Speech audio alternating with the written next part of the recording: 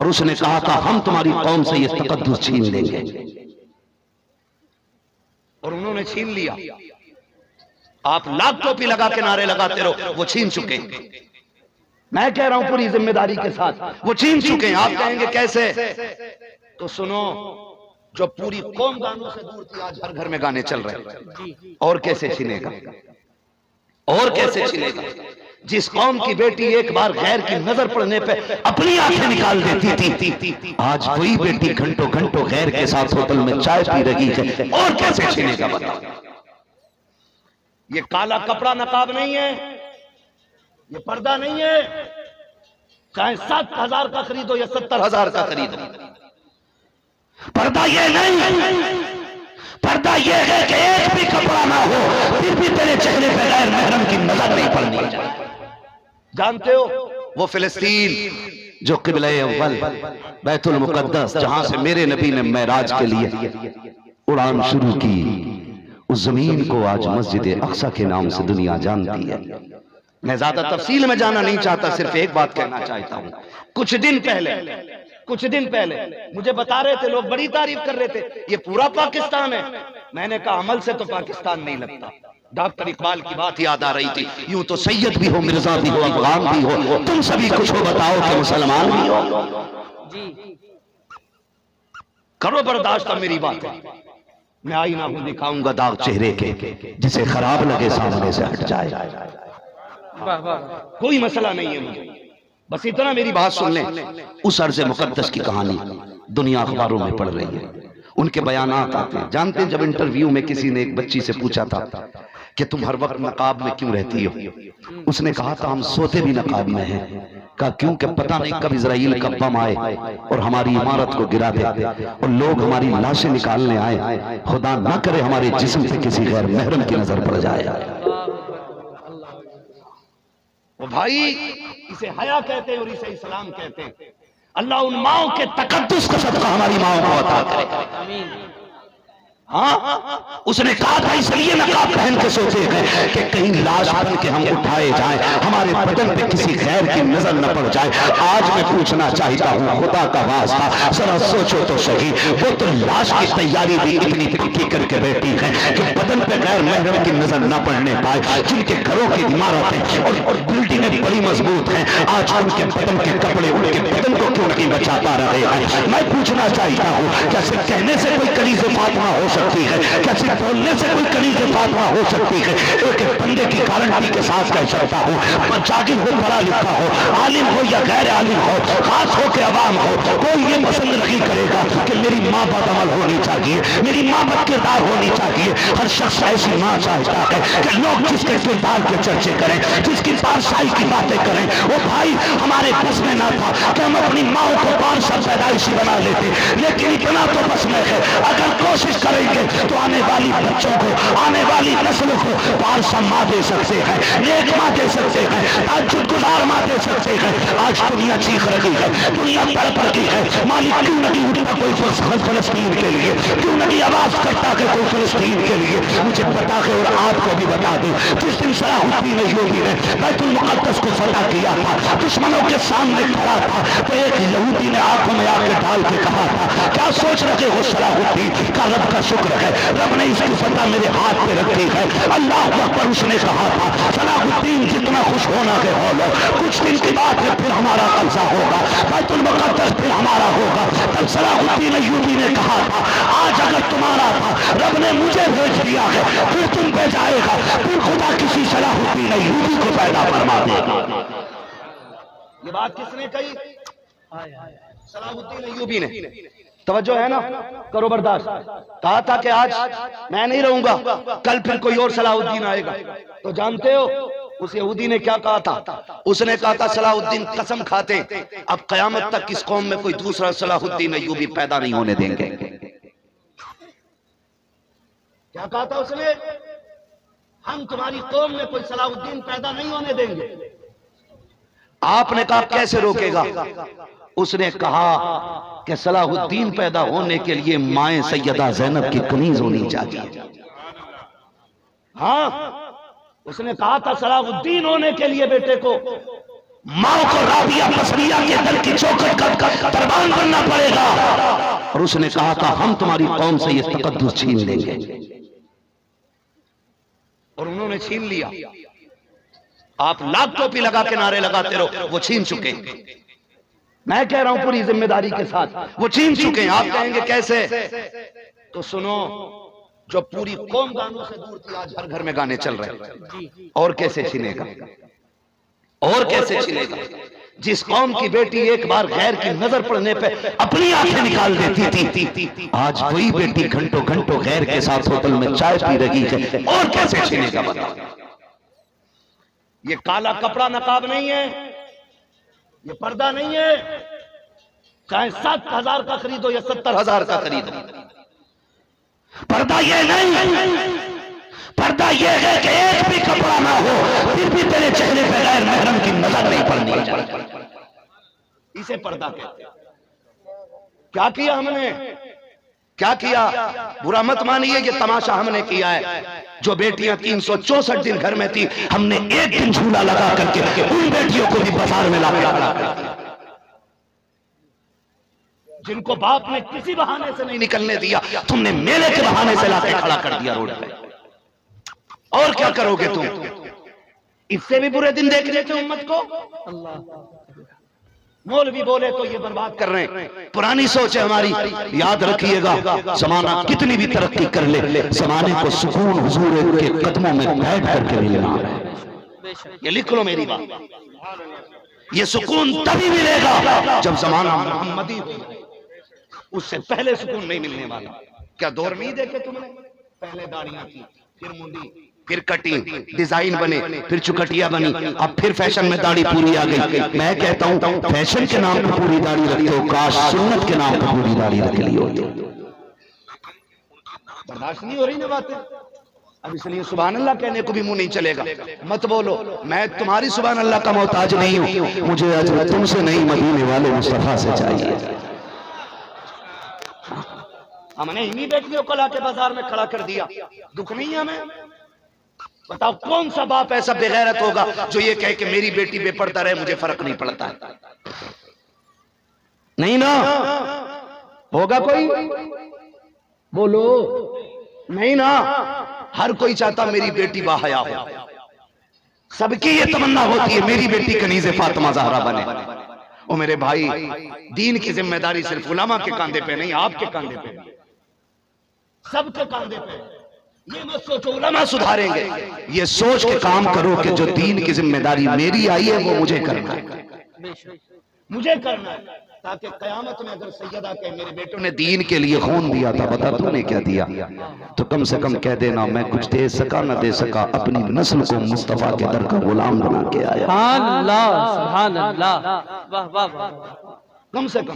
अब कहते जी कैसे संवारें, कैसे रोकें? सरकार रईस उल अत्किया हुजूर सरकार वैस मुस्तफा वास्ती एक दिन फरमाने लगे, कहने लगे मुफ्ती साहब बड़ा काम लगता है ना इस्लाह का। मैंने कहा जी। फरमाने लगे कोई बड़ा काम नहीं, अगर हर बंदा सिर्फ अपना घर संवार ले पूरा जमाना संवर जाएगा। हर बंदा सिर्फ अपना घर संवार ले। मैं यहां बोलने से पहले अपना घर संवार, अपनी बहन बेटी को पर्दे में रखूं, तब देखो खुदा की कसम कितनी जल्दी मुआशरा संवरता है। हम कोई फर्क नहीं पड़ता, मुझे मेरी कब्र में लेटना, आपको आपकी में लेटना, आपको आपकी कब्र में लेटना। ओ भाई, मौलवी गाली नहीं देता, अमल कुछ ऐसे हो जाते हैं जो गाली लगते हैं। नहीं देते हम गाली, लेकिन बातें कुछ ऐसी होती, माफ कीजिएगा। ये हमारे उलमा, ये जिम्मेदार हजरात, ये अगर नमाज जनाजा न पढ़ाएं तो क्या दिन में छुट्टी कर दोगे? कितने दिन में निकाल दोगे? 10 बजे नहीं पढ़ाई तो जोहर में दूसरा इमाम हो। और इमामों से भी गुजारिश है मेरी थोड़ी सी, कतई तुम भी फ्री के बैंगन बन के ना बैठा करो। अभी पता चले उसका हिसाब हो रहा तो 2 गांव में आके पहले ही बैठ जा कि मैं पढ़ा लूं, मैं पढ़ा लूं। इतने सस्ते ना बनो। अगर कौम की गलती की बुनियाद पे इमाम गया है तो कतई मत जाओ जब तक उस इलाके का बड़ा आलिम तुम्हें ना मिले। और ये कौम अपनी खता को जाकर के उस बड़े आलिम की बारगाह में रखे और फिर माफी मांगे, आज के बाद किसी के साथ इस तरह की हरकत नहीं करेंगे, फिर तो वहां जा। वाह वाह। लेकिन हम खुद इतने ठलुए, अभी निकला नहीं, रजिस्टर खुला हुआ है तो जाके 3 ऐप बता दिया। मैंने भी सुना तावीज भी बेचे हैं ये। तो भाई ये सही बता रहा हूं, वो क्या बोलते हैं आपस में जो 2 बीवियां होती हैं, क्या रिश्ता है उनका? सौतन। सौतन वाली लड़ाई तो हमारे ही बीच में। फिर ये कौन टाइम से इज्जत क्यों दे? एक इमाम को इसलिए निकाल दिया गया कि 3 दिन उसकी बेटी आईसीयू में थी और वो बेटी के पास आया तो लोगों ने कहा इमाम साहब तो आ गए ये, अब आप अपना सामान लो और चले जाओ। तो मैं उस बेगैरत इमाम से पूछता हूं, आज इसकी बेटी थी, क्या कल तेरी बेटी अस्पताल नहीं जाएगी? आज इसके आगे मजबूरी थी, कल तेरे आगे नहीं होगी। कल जब यही कौम तेरे साथ ये करेगी, फिर रोता हुआ जाएगा, मुफ्ती साहब कौम ऐसी है, कौम वैसी है। ओ भाई शेर सुन, अब तो न छेड़ है गनी, आदतें सब बिगड़ गई, मेरे करीम पहले ही लुकमा तर खिलाएगी। मीठा मीठा खाने की आदत तुम्ही ने तो डाली ना, तो रवैये बदले अपने। मैं क्या बात कर रहा था आपसे, अगर इमाम फजर ना नमाज जनाजा ना पढ़ाए, अगले टाइम में इमाम की बोले, इतना तो बोल ही लो जितना मस्जिद की सफों में बैठ के बोलते हो। क्या बात। ना पढ़ाए तो छुट्टी, क्यों कि मेरे अब्बा की जनाजा ही नहीं पढ़ाया इसे। कई इमाम इसलिए निकाल दिए गए कि मुक्तदी का अब्बा देवबंदी था, इमाम ने पढ़ाई नहीं, या सुड़े कुल्ली था इसलिए नहीं पढ़ाई, इन्हें निकालो। मेरा अब्बा पक्का जन्नती था, राज जिब्रील। अल्लाह अकबर कबीरा। सारी बशारतें दे रहा बेटा। एक मुझसे कह रहे हजरत मेरे अब्बा ना निरे ही नहीं थे। कहा क्यों? कहा कि जो भी आता था उसे पानी पिलाते थे। तो मैंने कहा तेरे पड़ोसी ने ये भी तो बताया तेरे अब्बा ने 4 बीघे करीब की दवा रखी थी। पूरी जिंदगी जमजम भी बांटे ना तेरा बाप, और बीघा नहीं, एक 20 दवा रखी है। उस वक्त तक अल्लाह जन्नत नहीं देगा जब तक उस 20 वाले का हिसाब नहीं दिलाएगा। वाह वाह वाह, बेशक बेशक। मरने के बाद सारी नेकी याद आती, अब्बा जन्नती था मेरा।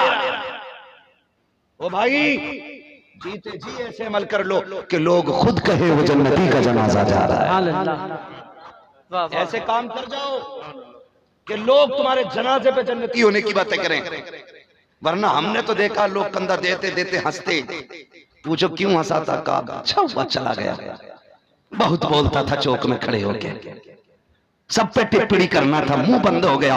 गांव शांत रखेगा, पूरे गांव को फितने में डाल रखा था, इलाके को तबाही में डाल रखा था। याद रखिएगा, अगर तेरे जनाजे में किसी को हंसी आ गई और अल्लाह कयामत में तेरे बगल में खड़ा करके पूछेगा बताइए तेरे जनाजे में हंसा क्यों था, उस वक्त तेरी जबान तो गुंग हो जाएगी। और हंसने वाले ने कहा मालिक मैं इसलिए हंसा था कि जब तक ये जिंदा था इसने निकलना दुश्वार किया था, ये जीने नहीं देता था, पुलिस का दलाल था, बात बात में थाने की धमकी देता था, 500 रुपए में बिक जाता था, मुसलमानों को परेशान करता था। इसकी मौत की खुशी हुई थी, इसके मरने से हमने राहत पाई थी। खुदा की कसम अगर किसी ने इतना कह दिया कोई बचाने वाला नहीं होगा। इसलिए मैं कहता हूँ आज ले उनकी पनाह, आज मदद मांग उनसे, कल न माने की कयामत में अगर मान गया। वाह वाह। बदलो रवैये अपने, अमल अच्छे करके जाओ, अमल अच्छे करके जाओ। यही उलमा नमाज ना पढ़ाए 2 मिनट में निकाल देते हो कि नमाज ना पढ़ाई कितनी गलत बात है।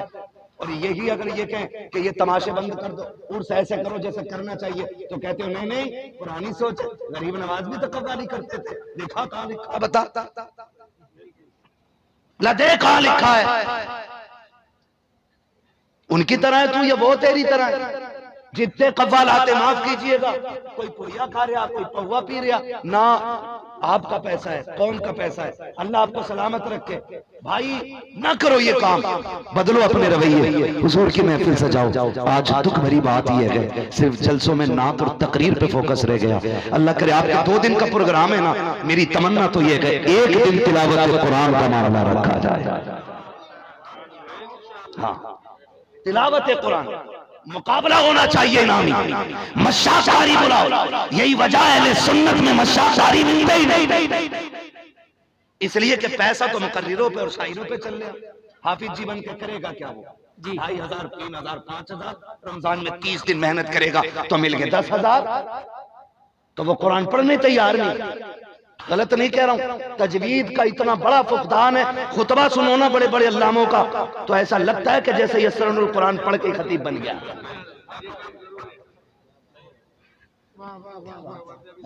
बहुत अच्छा। खाली मसे में मसला क्या हजरत याद है, तिलावत में याद नहीं है।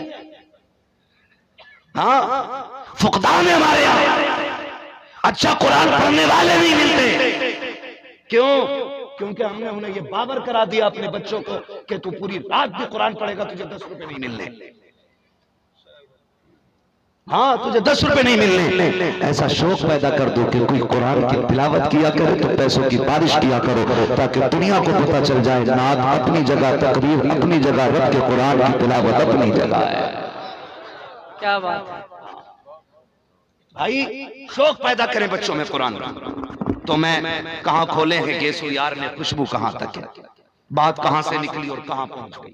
मेरे भाई, हमारा कुछ नहीं जाए, हमारा कुछ नहीं जाए, नुकसान पूरी कौम का है। माफ कीजिए। आज ना अगर लगता है हमें क्या मैं महफिल सिमा का शौक है ना, तो फिर वो शर्तें पूरी करो जो बताई गई है। सिर्फ ज़हनी अय्याशी के लिए ढोलक न बजवाओ, बैठ करके तमाशों के लिए कुछ नहीं होना चाहिए। ये साहिब मजार, खुदा की कसम जाओ, मैं चैलेंज करता हूं, कुरान वो दौलत है जो यहां पढ़ो तो यहां भी बरकत है, कब्र में पहुंचो कब्र में भी बरकत है, हश्र में पहुंचो हश्र में भी बरकत है। फरमाया गया कि कुरान पढ़ने के आदी बनो, ये कब्र से लेके जन्नत तक तुम्हारा साथी रहेगा। कब्र से लेकर जन्नत तक तुम्हारा साथी रहेगा, जन्नत तक साथी रहेगा। माफ कीजिएगा, आज ना हमारी कौम का अपना हाल क्या है। खुदारा बदलो अपने रवैये। बात बहुत आगे बढ़ जाएगी अगर मैं इधर ज्यादा चला तो। मैं अर्ज कर रहा था, कम से कम ये हमारी बेटियां हैं, ये जितनी नकाब में मेले और झूलों पे हैं, बताओ या तो तेरी बेटी है या मेरी बेटी है। किसी एक की बेटी है, किसी तिलक वाले की बेटी नहीं है, किसी चोटी वाले की बेटी नहीं है, दाढ़ी वालों की बेटी है, कलमे वालों की बेटी है। क्या पढ़ाया है अपनी बेटियों को, क्या तरबियत दे रहे हो आप बेटियों को? यही बाबे का मजार है। आज उर्स लगा है, आज छूटे, जो चाहे गुनाह कर लो। नहीं, खुदा की कसम, मजार वाला भी नाराज हो जाएगा, काबे वाला भी नाराज हो जाएगा। ये कड़वी सच्चाई है, इसे बर्दाश्त करें आप लोग, ना करें ये तमाशे। आज ना खैर अल्लाह ने आपको दौलत से नवाजा है। आप जाके देखो, कभी कभी सिग्नल पे गाड़ी रुकती है हजरत, और कभी टोल टैक्स पे गाड़ी रुकती है ना, नकाब वाली बच्चियां हाथ फैलाती हैं, गोद में बच्चा होता है उनके, तो तकलीफ पैसे देने में नहीं होती, तकलीफ ये होती अगर मेरी कौम ने इंसाफ किया होता ना, तो मेरी कौम की बेटी सिग्नल तक नहीं आती, सिग्नल तक नहीं आती। मेरी समझ में आज जो बेटियां मुर्तद हो रही हैं ना, उसकी सबसे बड़ी 3 वजहें हैं। ये अरबाबे फिक्र दानिश बैठे हैं, ये मुझसे बड़ा और मुझसे ज्यादा सोचते हैं। मैंने अपनी सोच के मुताबिक दिमाग लगाया, बहुत कोशिश की, मैं अगर इस नतीजे तक पहुंचा। हमारी कौम के मुर्तद होने की सिर्फ 3 वजहें सबसे ज्यादा अहम है। नंबर 1 ऑनलाइन पढ़ाई, नंबर 2 ट्यूशन, नंबर 3 शादियों की महंगाई। इन 3 चीजों ने बेटियों का बेड़ा गर्क किया। खुदारा, अगर तेरी बेटी IAS IPS न बन सकी तो कौन सा मर जाएगा? अगर तेरी बेटी डॉक्टर न बन सकी तो क्या लोग जीने नहीं देंगे? आज तो बेगैरती की हद हो गई। रात बेटी भागी, सुबह कॉलर उठा के चल रहा, कह रहा मतलब ही नहीं मेरा बेटी। ये बेगैरती है। वो कहते हैं आंखों का पानी मर जाना, इसी को कहते हैं आंखों का पानी मर जाना। हजरत जी, हमने सुना है पहले जब किसी इज्जतदार की बेटी को तलाक हो जाती थी ना, तो या तो बाप मर जाया करता था या 8 दिन घर से नहीं निकलता था। पहले तलाक शुदा बेटी की बाप को इतनी गैरत चढ़ती थी, आज बेटी गैर के साथ भाग गई, बाप को गैरत ही नहीं चढ़ रही। क्यों? क्योंकि आंखों का पानी मर चुका है, और या फिर लुक्मे हलाल के नहीं रहे। ये दो बातें रह गई, या तो आंखों का पानी मर गया, ये लुक़्मे हलाल के नहीं। खुदारा बेटियों को कनीज़े फातिमा ज़हरा बना। किसी की एक चली जाए तो इस्लाम पे फर्क नहीं पड़ता है, सबकी भी मर जाए जाके इस्लाम पे फर्क नहीं पड़ेगा। जब कोई मुसलमान कह के जलील करता है ना, तो फिर सैयदा ज़ैनब की कुर्बानी रुलाया करती है। हुसैन के नाम पे 10 दिन लंगर खाने वालों, सैयदा ज़ैनब ने अगर पूछ लिया, अकबर की लाश मेरे सामने थी, हुसैन की लाश पे घोड़े दौड़ रहे थे, लेकिन मैंने चादर नहीं उतरने दी। बता, तूने मजार के नाम पे बेटी बेपर्दा कर दी, उर्स के नाम पे तूने शरीयत की धज्जियां उड़ाई, तूने मेले के मजारों के नाम पे बेटियों को बेपर्दा निकाल दिया। है कोई जवाब तुम्हारे पास जो हो सके? खुदा की कसम रोना आता है। जाओ सैयदा कायनात के चौखट पे जाके देखो, आज भी खातून जन्नत के मजार पे जाओ तो खुदा की कसम लगता है किसी पर्दे वाली बीवी की चौखट पे खड़े हैं, किसी हया वाली के दरवाजे पे आए हैं। यूं ही रब ने उनको जन्नती औरतों की सरदारी का ताज नहीं दिया है। पूरी जिंदगी उन्होंने सैयदुल अंबिया की बेटी होने के बावजूद शरीयत मुतहरा के दायरे में एक एक लम्हा गुजारा है। फाके तो किए हैं, शरीयत से सौदा नहीं किया है, बच्चे कुर्बान कर दिए हैं दीन के लिए, लेकिन बातिल से समझौता नहीं किया है। जाओ मेरी बेटियों से जाके कह देना, मेलों में घूम लेना बड़ी बात नहीं है, 10,000 का सूट पहन लेना बड़ी बात नहीं है। अगर तुमने 70,000 का जोड़ा पहना तो कौन से कमाल की बात है। महंगे जोड़े तो नाचने वाली भी पहनती है। कमाल तो ये है, फटा लिबास पहन के जिंदगी गुजार के जा, मजा तब आएगा। औरत तू अपने शोहर को राजी करके जा, कब्र में बाद में पहुंचेगी, खुदा की रहमतें पहले आ जाए। सुभान अल्लाह। इसलिए जरूरी है बेटियों को दीन दे। तो बंद करो ये तमाशे, इसकी कतन कोई गुंजाइश नहीं रह गई है। और मुझे लगता भी नहीं है जिस कौम की बेटियों की इज्जतें लूटी जा रही हूं और वो ढोलक के आगे थिरके फिर पूछे वो उसने कौन सा कलमा पढ़ा है। मैं पूछना चाहता हूं, दर्द होना चाहिए। बदले अपने रवैये। मेरे भाई मैं आपके बीच का हूं, आप मेरे बीच के हो। काम अगर करना ही है ना तो ऐसा करके जाओ कि काबे वाला भी राजी हो जाए, मदीने वाला भी राजी हो जाए। मजा तो तब है ना। लेकिन पता है क्या, अल्लाह ने जिन्हें पैसे दे दिए ना उसे भी बड़ा घमंड है पैसे का। इधर तवज्जो है, मैं खत्म करने लगा हूं, मेरा टाइम 3 मिनट ऊपर हो गए। अभी है ना गुंजाइश मेरे पास, अभी 3 मिनट ऊपर हो रहे हैं मेरे, मगर मैं बर्दाश्त कर ले मेरी थोड़ी सी बात। जीरो लगा के, हाँ जीरो लगा के फिर एक और लगा दो, कोई दिक्कत नहीं। अल्लाह आपको सलामत रखे। मैं आपसे क्या बात कह रहा था अभी? हाँ, मैं अर्ज कर रहा था आपसे, मैं आपके बीच का हूं, आप मेरे बीच के। ऐसा मसला कोई नहीं है यार, हम कोई आसमान से नहीं उतरे। हमने भी अपना परिवार संभाला के नहीं, हमने भी अपने बच्चों को सिखाया के नहीं, हमारे माँ बाप ने हमें तालीम दी के नहीं दी। लेकिन मसला क्या है ना, थोड़ा सा हजरत, हमारे भी रवैये गलत रहे। जिसने 500 का नोट दे दिया ना, भले ही शराब पीता, हम कहते हैं जिसे जन्नती देखना हो इसे देख ले। पक्का बगदाद वाले का आशिक के 500 दे के जा रहे आप।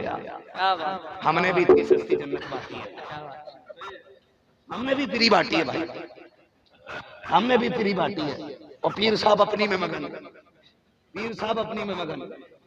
हुजूर आ जाइयो, अब्बा का जनाजा पढ़ा लिया। तो हजूर जब आके खड़ा हुआ ना और अब्बा मर गया, तो अब्बा के मरने का हजूर को गम थोड़ी है। मैं हजूर बोल रहा हूँ, हुजूर नहीं जी। हाँ, हजूर को अब्बा के मरने का गम थोड़ी है, तस्वीर के साथ जी। हाँ जी। वो मसला ये है कि जो हजूर के मजार को 20,000 की रसीद कटती थी ना, इसकी मैयत से उस 20,000 की रसीद उसका ज्यादा गम है हजूर को। कह रहे आओ पढ़ा दो, हजूर आया, मालिक नियाज नमाज जनाजा की सोच रहा, ये तो मर गया, बेटा देगा कि नहीं देगा।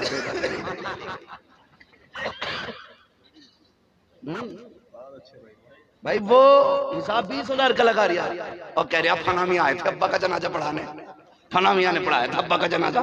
मियाँ तो पढ़ा गई, जब बेटा को बर्थडे तो फिर मियाँ ही पढ़ाएगा। मैं चैलेंज के साथ कहता हूँ, मेरे बाप की मौत का दर्द जितना मुझे होगा किसी मियाँ को नहीं होगा।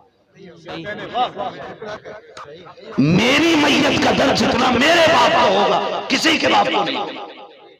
हम ताज़ियत पेश कर सकते हैं, भाई हम आपके गम में शरीक हैं, ये जो हुआ है ये तो होना ही था, वही पुराने जुमले, सबको मरना है जी। दुआ करो अल्लाह इन्हें जन्नत दे। अरे हाँ जन्नत तो पक्की है, फला मियाँ आए थे पढ़ाने, खुद मियाँ की घपले में पड़ी है। मियाँ की खुद खतरे में पड़ी है, मियाँ बांट के चला गया। ऐसा नहीं होना चाहिए। ऊपर चादर चढ़ रही है, अंदर लठियां चल रही हैं। हाँ, समझो मेरी बात। आपको बुरा लगे लगे, लेकिन मरते टाइम मेरी बात एक एक सच्ची लगेगी तुम्हें। मरते टाइम एक एक बात सच्ची लगेगी। जब बंदा मरता है ना तो तीन ही फिक्रें होती हैं, जो पैसा कमाया इसका क्या होगा, मेरे बाद मेरी औलाद को कौन देखेगा। तीसरी फिक्र होती है, हाय पूरी जिंदगी गुनाह किए हैं, अब क्या बनेगा, अब क्या बनेगा, अब क्या बनेगा। तब जाके सोचता है। पूरी जिंदगी मस्जिद में ना गया, कह रहा मैं मदीने गया था।